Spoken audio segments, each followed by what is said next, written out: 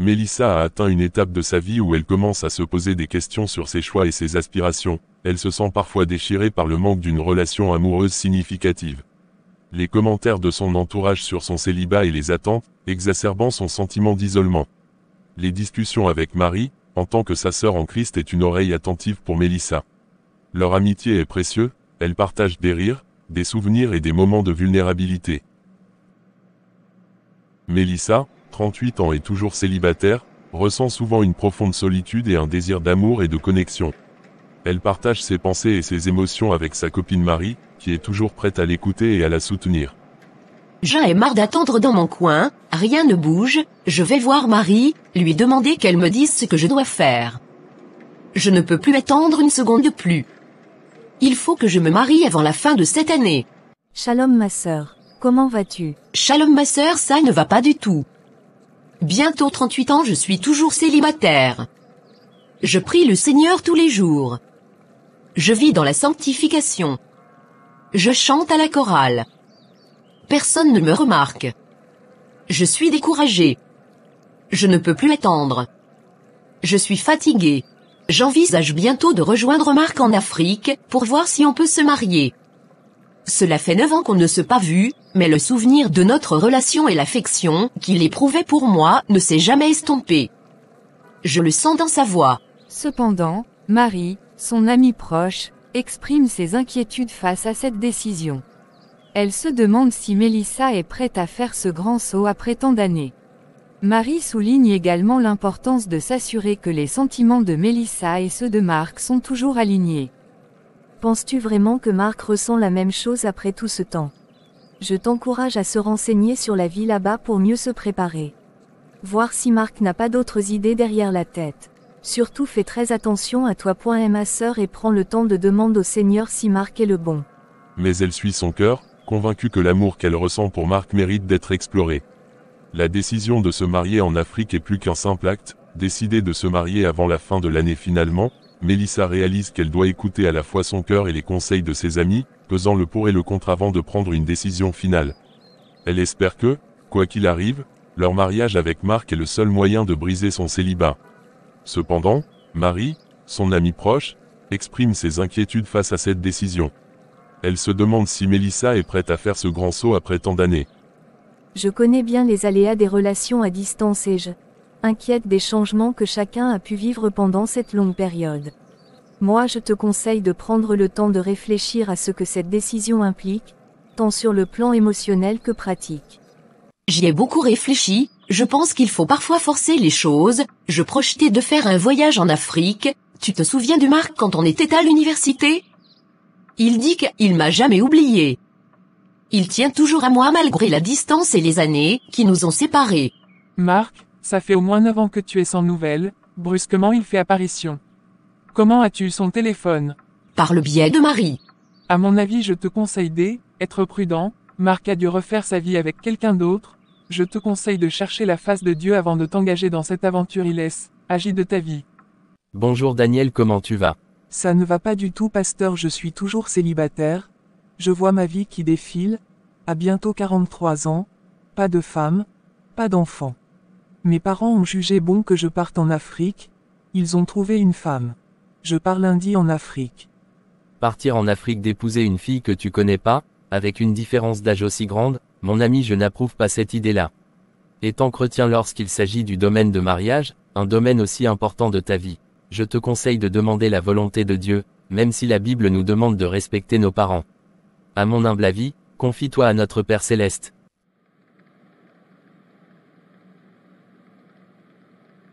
Bon voyage ma sœur, que le Seigneur te protège.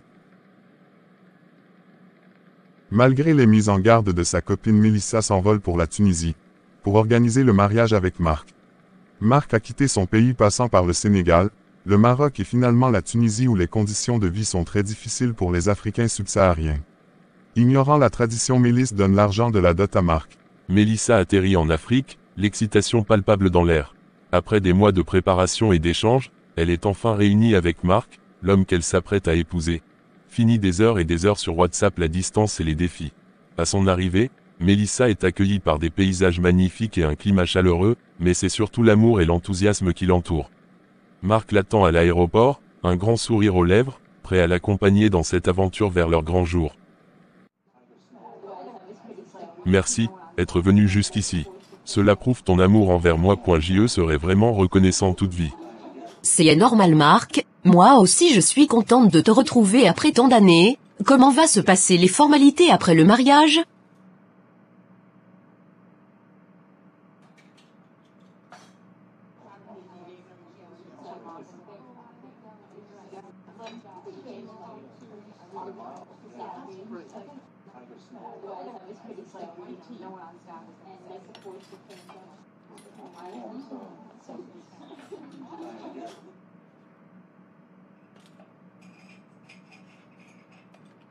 Mélissa, une jeune femme pétillante, était excitée mais aussi nerveuse.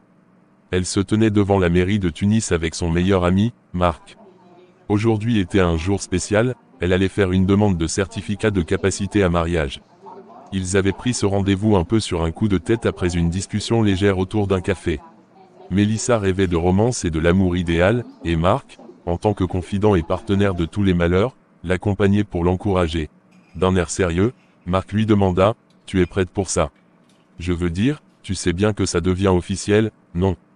Mélissa lui tira la langue en riant. « Bien sûr que je suis prête. »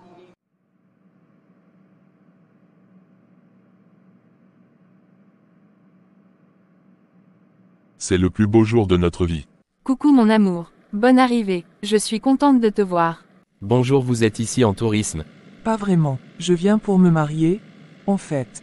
Point. Ah, félicitations, c'est un grand pas, vous devez être excité. Oui. Mais je ressens aussi une certaine pression. En fait, ma mère a choisi la mariée pour moi. Vraiment, c'est bien une pratique courante ici, mais je suis curieux de savoir comment vous vous sentez à ce sujet. C'est une situation un peu étrange pour moi. Je ne connais pas très bien la fille. On communique juste sur WhatsApp. Cela peut sembler intimidant, mais parfois, les choix de nos parents peuvent se révéler être les meilleurs. C'est ce que dit ma mère. Elle est persuadée que c'est une bonne décision. La pression familiale est forte. Bonjour, c'est le jour de notre mariage. Delia, depuis le premier jour où nos chemins se sont croisés, tu as illuminé ma vie d'une manière que je n'aurais jamais pu imaginer. Aujourd'hui, devant nos proches et ceux qui nous sont chers, je te fais la promesse de t'aimer sans condition. Je m'engage à être ton meilleur ami, ton soutien et ton partenaire dans toutes les aventures qui nous attendent. Ensemble, nous construirons un foyer rempli de rire, de tendresse et de respect. Je te choisis aujourd'hui et pour toujours, avec tout mon cœur. Sam, dans ton sourire, j'ai trouvé la paix et la joie que j'ai toujours cherchée. Aujourd'hui, je prends cette main que je tiens et je te fais la promesse de t'accompagner dans tous les défis et les bonheurs de la vie. Je promets de te respecter, de te soutenir et de toujours être à tes côtés, dans les moments de joie comme dans les épreuves. Ensemble, nous écrirons une belle histoire, pleine de souvenirs et d'amour. Je te choisis, aujourd'hui et pour l'éternité, c'est...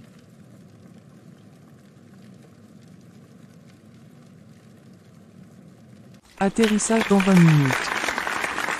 Nouvelle mariée, avec des sentiments ambivalents sur son mariage, décide rendre visite à sa cousine Martha qui habite Saint-Denis. Cousine, ça va ton mariage? Non, pas vraiment. Avec Sam, c'est compliqué. Pas de sortie en boîte. Pas de concert. Rien que église, le travail. Ce n'est pas mon truc. Franchement, je ne me vois pas continuer. Ah cousine, je te vois venir. Est-ce qu'il se passe? On s'est vu Léo et moi, il dit qu'il m'aime et m'a demandé d'habiter avec lui et je dis ok.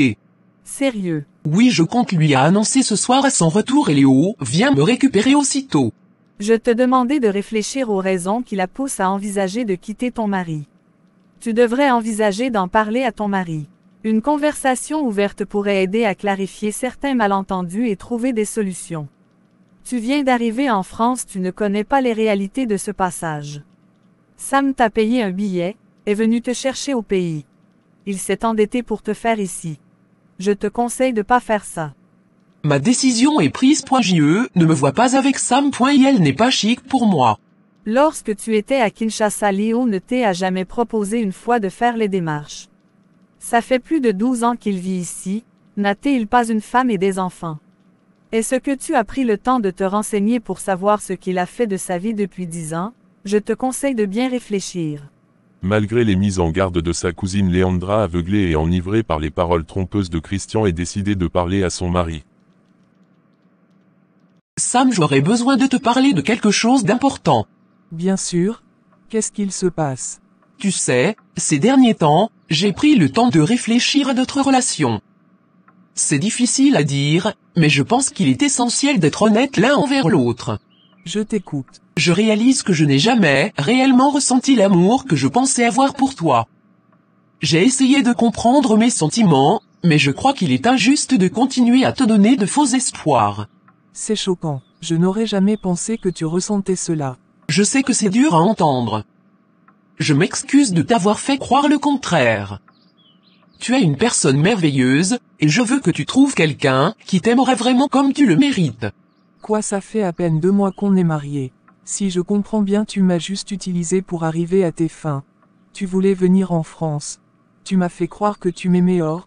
Seven. Était que du cinéma. Oui, depuis Kinshasa je cherchais comment rejoindre Léo ici en France, l'occasion s'est présentée, je ne pouvais pas louper. Sincèrement, je fais semblant de t'aimer juste pour pouvoir voyager. Léo est le seul homme que j'ai aimé de toute ma vie, je ne me vois pas vivre sans lui, inutile d'essayer de me retenir, ça ne servira à rien. Chérie, ça a été ta journée, moi ça ne se passe pas bien, on m'a suspendu pour cause de retard. Le réveil n'a pas sonné, je suis arrivé à 10h. À 10h non, dis-moi que tu blagues. Ça fait la 3e fois. Toujours la même chose. Qu'est-ce qui t'est arrivé? Marc justifie ses retards répétitifs au travail du fait qu'il a du mal à prendre les transports en commun. En hiver, il est difficile d'aller travailler dans le froid. Il préfère rester à la maison à rêver de devenir le Fally Ipupa de la France. Il passe toutes ses journées sur YouTube et Facebook. Mélissa, aveuglée par l'amour qu'elle porte à Marc, décida de faire un emprunt de 50 000 € pour acheter une voiture pour Marc. Surprise? Voici les clés de ta voiture. Merci mon amour, tu es génial. Sam regrette de ne pas avoir pris en compte les craintes du pasteur. Cela peut être une opportunité pour Sam de grandir dans sa compréhension du mariage, de la communication et du partage des défis. Shalom mon fils, depuis ton mariage tu as déserté l'église, tout va bien. Non pasteur, j'aurais dû. Vous écoutez, ma femme m'a annoncé qu'elle a retrouvé Léo, l'amour de sa vie. Elle a dit qu'elle ne m'a jamais aimé. Elle m'a juste utilisé dans le but de venir rejoindre Léo. J'ai perdu mon argent. Vous savez que j'ai pris un crédit de 30 000 € pour le voyage. Qu'est-ce que je vais devenir? Aidez-moi s'il vous plaît. Matthieu 11 versets 28 à 30 LSG, 28, venez à moi, vous tous qui êtes fatigués et chargés, et je vous donnerai du repos. 29, prenez mon joug sur vous et recevez mes instructions, car je suis doux et humble de cœur, et vous trouverez du repos pour vos âmes. 30, car mon joug est doux, et mon fardeau léger. Confie-toi à Jesus, il apaisera ton cœur blessé. On va chercher la face du Seigneur en implorant sa miséricorde. Je avais mis en garde avec mon frère, Tuen, à même chercher la face du Seigneur avant de lancer dans cette aventure. Il y a des filles célibataires ici à l'église, elles cherchent le mariage. Prends 3 jours de jeûne et des prières afin qu'elle Seigneur se révèle à toi et te montrer quelle direction tu dois t'engager. Oui pasteur. Plus jamais je ne ferai une telle bêtise. Je prends 3 jours de jeûne et prière. Merci pour ton soutien pasteur.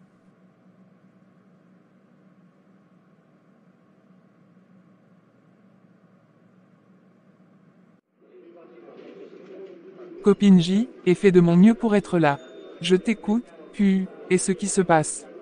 CM Marc, ça ne va pas du tout, il ne veut pas travailler, il passe tout son temps sur les réseaux sociaux à faire de l'ail, il me dit que travailler en France c'est très, et dur. Mon salaire seul ne suffit plus. À ma sœur, je avais mis en garde mais tu m'as pas écouté. Les jeunes Africains, filles ou garçons, sont prêts à tout pour venir en Europe, quitte à braver le désert et la Méditerranée. Des QU, ils t'ouvrent une fille ou un garçon qui peuvent rouler, ils le feront sans état d'âme. Tu es mariée, copine et ma sœur en Christ, je me dois de te dire cette vérité même si elle dure à avaler. Dis-moi ma sœur s'il te plaît. Marc voit une autre femme en dehors de toi. Ça fait plus de 3 fois que je vois Marc accompagné d'une femme dans le restaurant. Delia, suivant les conseils de sa copine, décide de confronter Marc.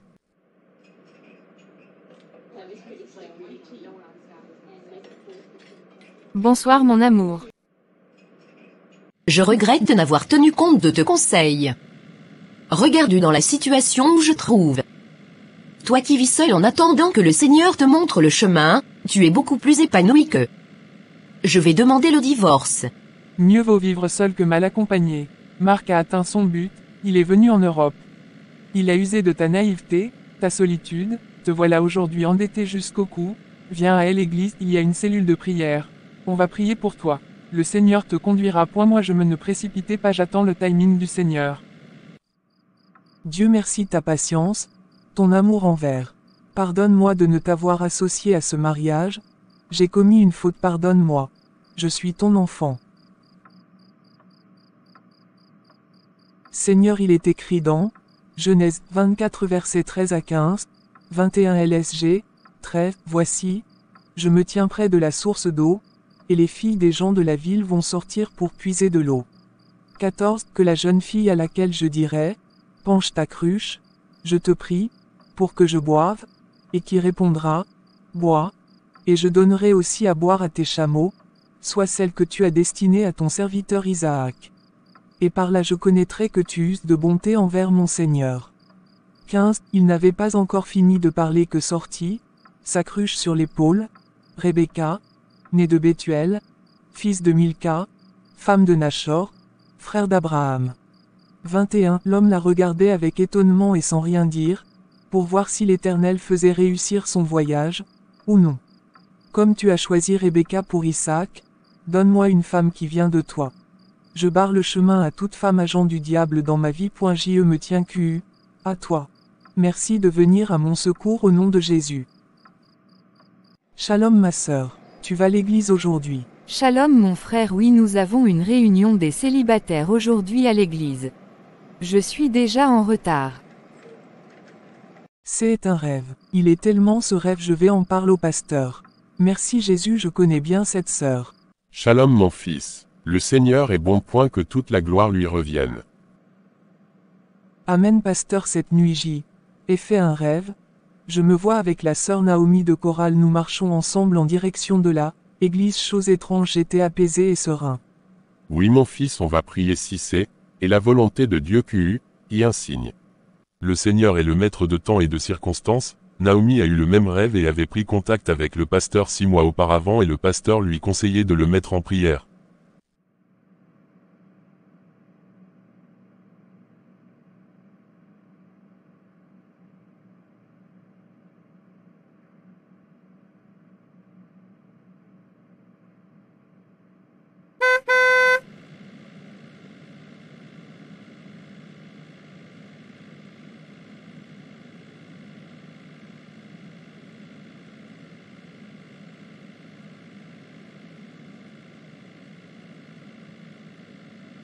Un conseil à tous ceux qui vont se marier en Afrique, vous pouvez trouver une âme sœur dans votre milieu professionnel, à l'église, des connaissances.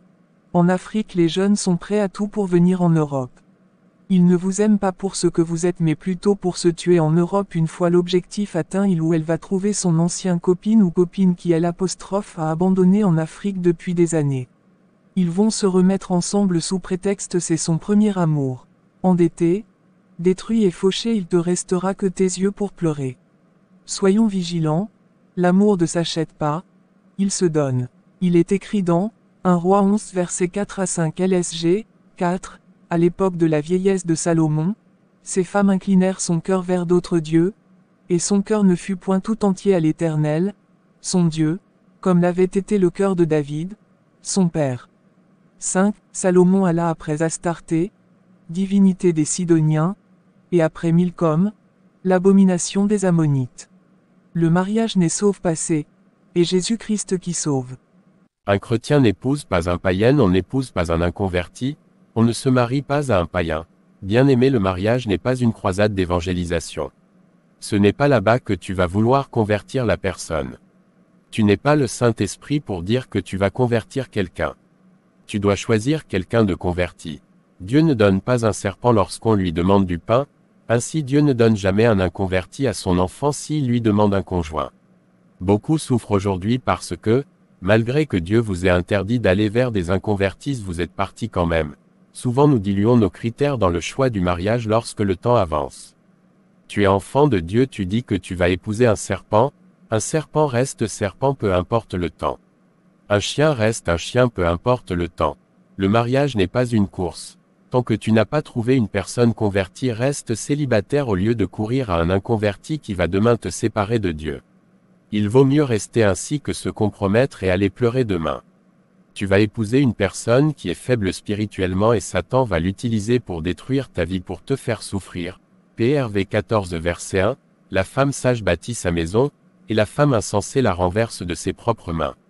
Un oiseau ne peut pas se marier avec un poisson, car l'une tuera forcément l'autre. Un oiseau vit les airs où il n'y a pas d'eau, un poisson vit dans l'eau. Si un poisson sort de l'eau, il perd sa vie. Épousez jamais une femme en dehors de l'église. C'est tout pour cette vidéo. Veuillez liker et partager autour de vous. Activez la cloche de notification pour ne manquer aucune de nos vidéos. Demeurez ainsi bénis dans le nom de Jésus-Christ.